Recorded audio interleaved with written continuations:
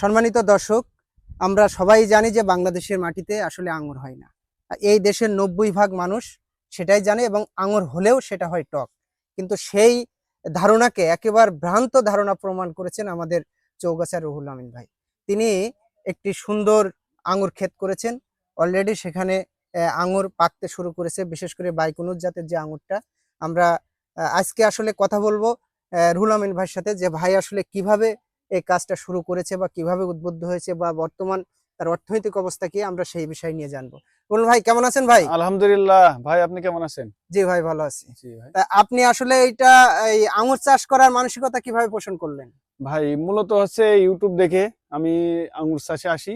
মূলত আমি সবুজ আঙ্গুর চাষ করছিলাম, সেটা আমাদের ভালো হয় নাই। এখন বাইকুনুর একুলো ব্ল্যাক ম্যাজিক দিয়ে বাগান সাজাইছি, আল্লাহর রহমতে খুবই ভালো। এখন আপনি খেয়ে দেখতে পারেন যে আঙ্গুরটা আসলে মিষ্টি কি পানসা, সেটা তো দেখতে হবে। দেখেন, আপনি এক পিস খেয়ে খেয়ে দেখতে পারেন অবশ্যই। আসলে খুবই সুস্বাদু ভাই। জি জি।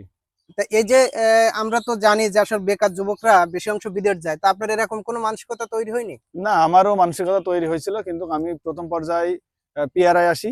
ওই সময় পেয়ারার থেকে ড্রাগনে আসি, ড্রাগনের থেকে আবার আঙুরে আসি। আল্লাহর রহমতে আপনাদের দোয়ায় ভালোই আছি আলহামদুলিল্লাহ।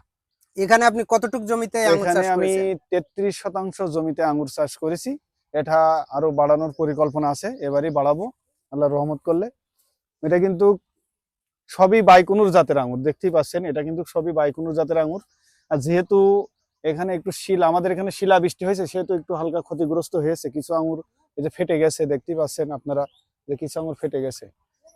এই যে কয়েকদিন আগে আমরা আসলে নেটে দেখেছি যে প্রচুর শিলাবৃষ্টি হয়েছে। জি, এই শিলাবৃষ্টিতে আপনার কেমন ধরনের ক্ষতি হয়েছে? আমার শিলাবৃষ্টিতে আমার এখানে 5 থেকে 6 লক্ষ টাকার ফল ছিল। এখন শিলাবৃষ্টিতেই মনে করেন যে যা ক্ষতিগ্রস্ত করে হয়েছে, ক্ষতি হয়েছে। এখন মনে করেন আমার এখানে 2 থেকে 3 লাখ টাকার ফল এখনো বিক্রি করতে পারবো আল্লাহর রহমত থাকলে।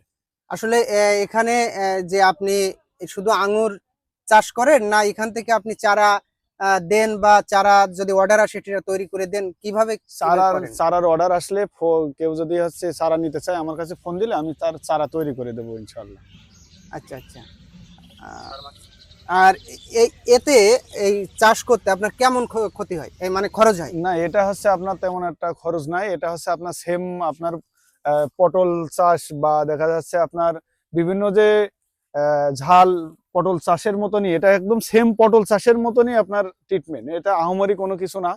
এটা আপনার যেহেতু মিষ্টি আঙুর, আপনি যেখানে লাগাবেন, যে অবস্থায় লাগাবেন, এটা মিষ্টি হবে আল্লাহর আসলে রহমতে। এর জন্য বাড়তি কোনো অভিজ্ঞতার দরকার না, হয় না? এটা কোনো বাড়তি কোনো অভিজ্ঞতা নাই। আর যদি কেউ একটু সমস্যায় পড়ে, আমাদের সাথে যোগাযোগ করলে অবশ্যই আমরা ভালো সলা পরামর্শ দিয়ে আঙুর বাগান তৈরি করে দেবো ইনশাআল্লাহ।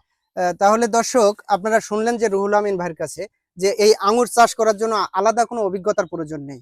আপনি একজন কৃষক, সেই কৃষক হিসাবে আপনি যেমন পটল, ধান, রসুন, পেঁয়াজ বা আদার্স তরি তরকারি চাষ করেন, ঠিক তদ্রুপভাবে আপনারা আঙুর তৈরি করতে পারেন। এবং বাংলাদেশের মাটিতে এই আঙুর চাষ করে বাংলাদেশের ফলজ উদ্ভিদের চাহিদা মিটিয়ে বাইরেও রপ্তানি করা সম্ভব। তাই আসুন আমরা আঙুর চাষ করে আমরা দেশের ফলের ঘাটতি কাটিয়ে আমরা এই দেশকে উন্নত রাষ্ট্রে পরিণত করি।